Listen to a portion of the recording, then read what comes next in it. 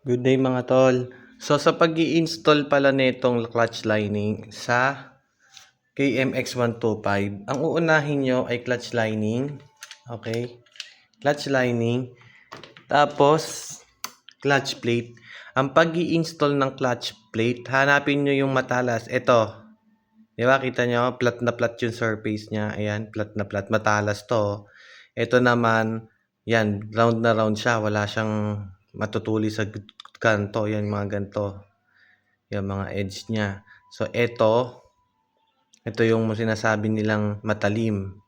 Ayan. Kasi, pag sinalat mo siyang ganyan o hinipo mo siyang ganyan, mararamdaman nyo parang ang gaspang niya. Ayan. Yan po, ang pag-install niyan ay palabas. Okay? Hindi pa ganito. So, ayan, makikita nyo yung rounded. Itong rounded, nasa paloob ng makina. At itong matalas na to, palabas. Okay? Sa KMX125 po yan. Para sa mga naghahanap ng demo. Ganun po ang tamang paglalagay niyan. Okay?